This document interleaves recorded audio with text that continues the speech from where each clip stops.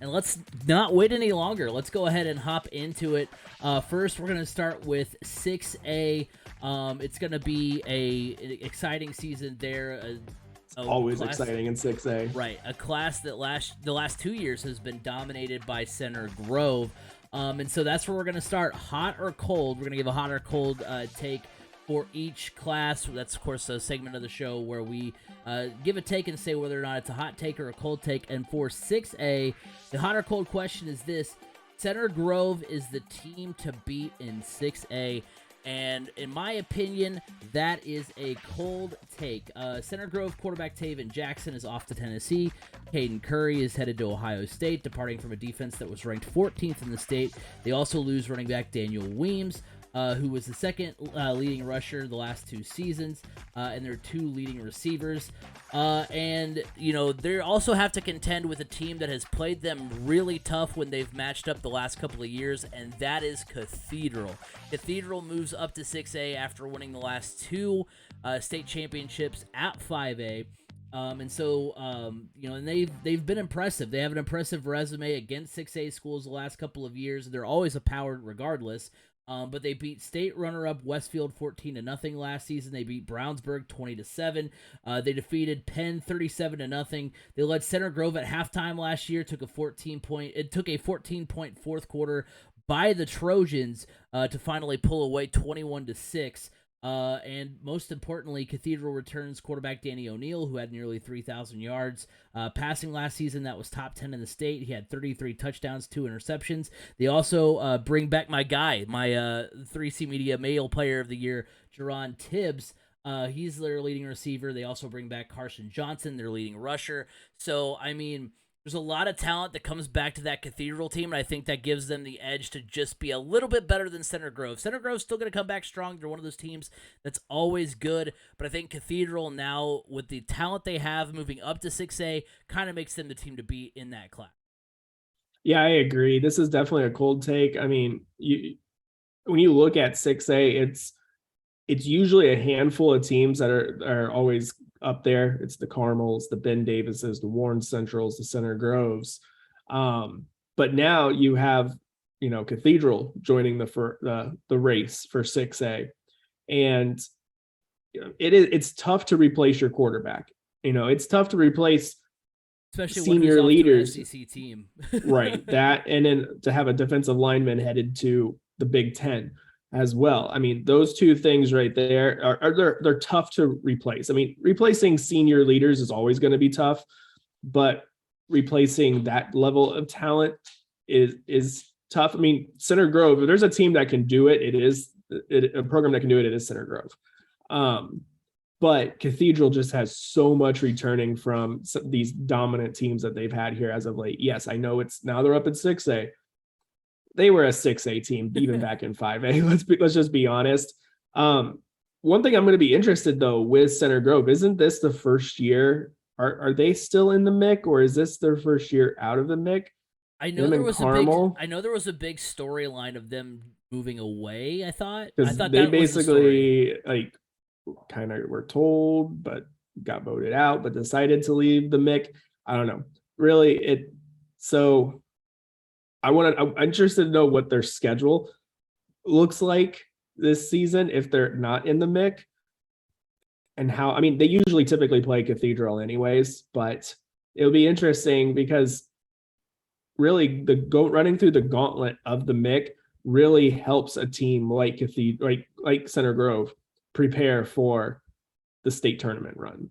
Let's see, Center Grove, you're a little bit more of an aficionado for the MIC than I am, so I'll just run through the schedule. They open with Warren Central, then they play Carmel. They're at Louisville Trinity, then they're at Ben Davis. They have North Central, Lawrence Central. They're still in the MIC. Okay. They're still in the MIC. Okay. Because I thought at least they may not be considered part of the MIC conference, but their schedule is at least MIC conference. Well, it's everybody. Because I remember seeing a story about that, but maybe it was them. Maybe it's a couple years from now. Yeah, maybe that's what I was going to say. Maybe it's in a couple seasons. We're just getting so much conference realignment confused from all levels. Center Grove is going to be joining the Big Ten pretty soon, and at this they'll be rate, playing USC. Cathedral will be knocking on the door.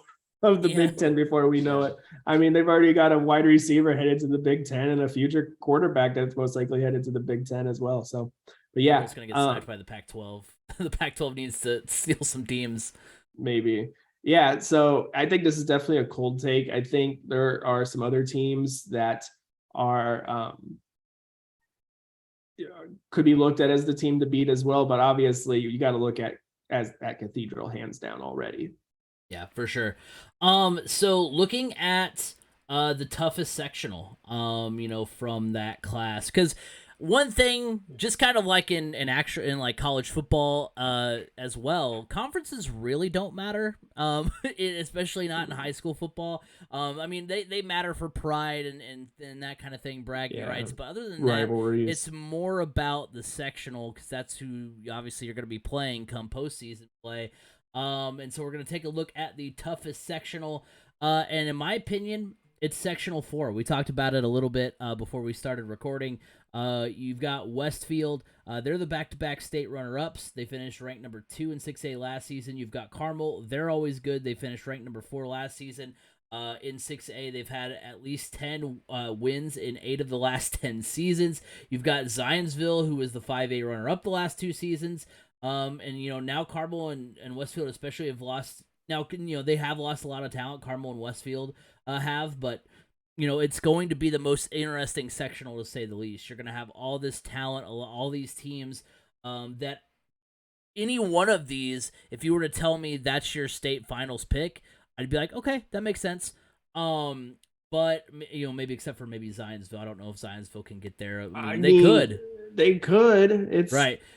If you can come out of this sectional, right, there's no reason you can't. I mean, the question is, though, I just want to know, like, with the addition of Cathedral and Zionsville now, what is the pairing in the matchups like for regionals, for semi-state? That really, because it's like, is the winner of the sectional Cathedral's in and the winner of this sectional, are they like bound to play each other prior to the state championship? I mean, it's I don't know these. Yeah, we don't know how the bracket shakes out. I don't. I mean, I always used to be under the assumption that it was like north and south. That's how it always broke up, and it was the north-south cutoff line was Marion County, Hamilton County, which was why Carmel always had such an easy path to the state championship, was because they never had to go through Ben Davis, Center Grove, or Warren Central to get there. All they had to go through was like Penn. And, well, okay. But I don't know how it all shakes out now. It's so mixed up. Maybe it still is that way. I don't know. Yeah, it is. But that sectional, though, I think it's gonna be a bloodbath. No matter what, you've got so many good teams in that sectional. Yeah, I totally agree. I wanted to go in a different direction, but then I looked because I was like, oh, I have the perfect one. It's going to be Sectional 6 because that's where they're going to put Cathedral and Warren Central is in that sectional. I was wrong.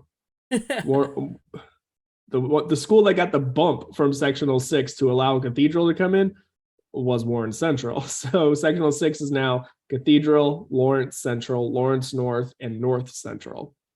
I mean, the toughest competition there is probably North Central or Lawrence North for Cathedral. Which, I mean, that kind of makes sense because I know those 4 teams are all in the same basketball sectional, so it kind of makes sense. Yeah, and they are all within about a 15-minute bus ride from each other. Right. I mean, Lawrence Central and Cathedral are literally down the street from each other, 56th Street. Lawrence North and North Central, pretty much the same thing. I mean, you just hop on 82nd Street, go straight through Castleton, and Keystone at the crossing, and boom, you can. I mean, that's a 10 minutes apart. I mean, my wife went to North Central and I went to Lawrence North. We grew up 10 minutes apart from each other. So same thing there. And then Lawrence Central and Lawrence North, obviously, they're just like right around the corner from each other. So it does make sense. I mean, I guess out of all of these sectionals. I mean, these schools have like the shortest bus rides to go anywhere. But yeah, I mean, Sectional Four for 6A is going to be it's a bloodbath. Whoever comes out of that, I feel like has a really strong chance of making a state championship run to face Cathedral. We're also going to look at some players to watch here. For 6A, for me, my player to watch going into the season is Brownsburg quarterback Jaden Whitaker. He was fourth in total yards in 6A last season. He had 1,500 yards passing, nearly 500 yards rushing. He completed 66% of his passes, 10 touchdowns through the air, 7 on the ground. There's a lot of offensive talent returning on the Bulldogs team that finished number 5 in 6A last season, and I think Whitaker can have a big year. I think that's another team that I think can have a really strong season this year is Brownsburg. Yeah, I mean that's a good pick. For me in 6A, I mean, Jerron Tibbs is going to be really interesting out of Cathedral. I mean, he has a chance to be the number 1 wide receiver in the state of Indiana. I mean, he's already committed to go to Purdue, and he's going to have a lot of eyes on him now, especially being up in 6A. Danny O'Neill, the quarterback at Cathedral, is another one to really keep an eye on as well, because he is an up and coming junior that's starting to get a lot of Division I heavy looks. Also, I'm going to go with Purdue commit from Westfield, Dylan Thieneman. Yeah, Westfield lost a lot. You know, they're still back-to-back state runner-up finishes for them. This defense of Westfield is going to be still really good and led by Dylan Thieneman. Yes, he's the youngest of the 3 Thieneman brothers that have all played at Purdue, but apparently he's the best of all of them.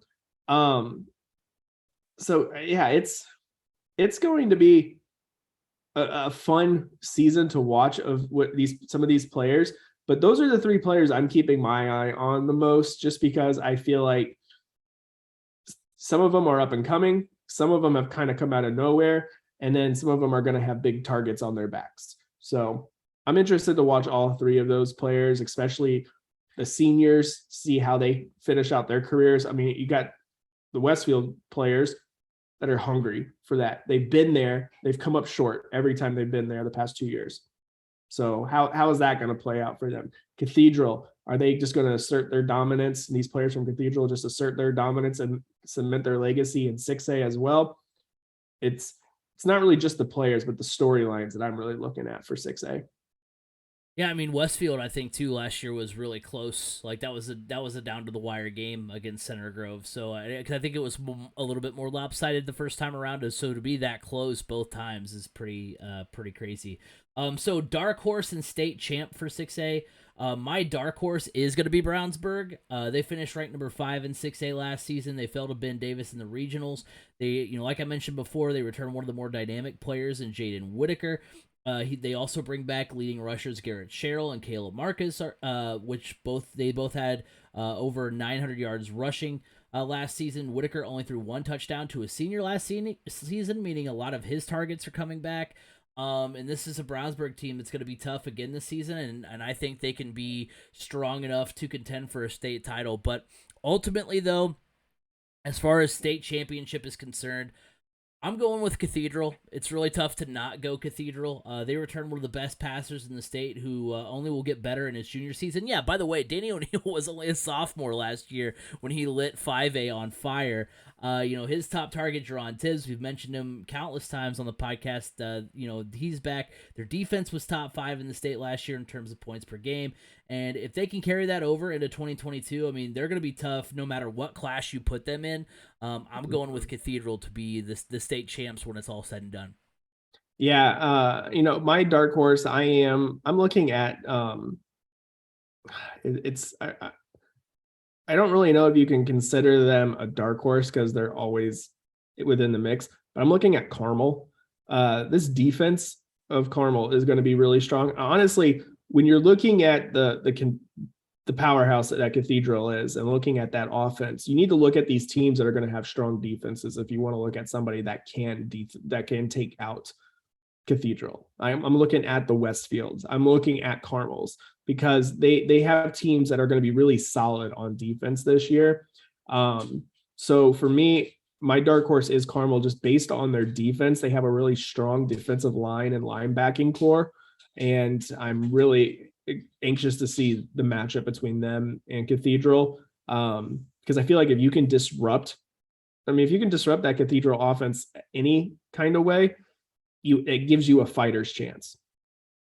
But yeah, I mean, if you don't already know who I'm going with in 6A, you haven't been listening. Cathedral is my pick. Yeah. Well, I mean, and Carmel is a good dark horse, because, I mean, you list off, I feel like there's, we did a tier list last year for the NFL teams, like Super Bowl contenders on from there, and I think for 6A, I mean, Carmel definitely is in that state title tier, but they're kind of in that, like, they're barely on that cutoff as far as, like, you've got Center Grove, you've got Cathedral, you've got Westfield. I would consider them kind of teetering on that edge of being a step lower to contender, as far as, like, here are my teams that are locks.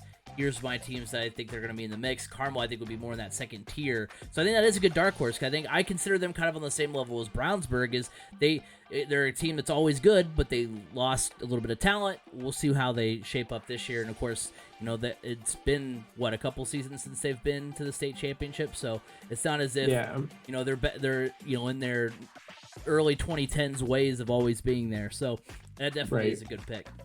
Hey, by the way, if anybody's going to be heading out to any Westfield games, I'll be out there for a couple times this season. Definitely let me know if you're going to be out there. And yeah, I live right down the street. I live right down the street from Westfield High School now, so got to support the local community.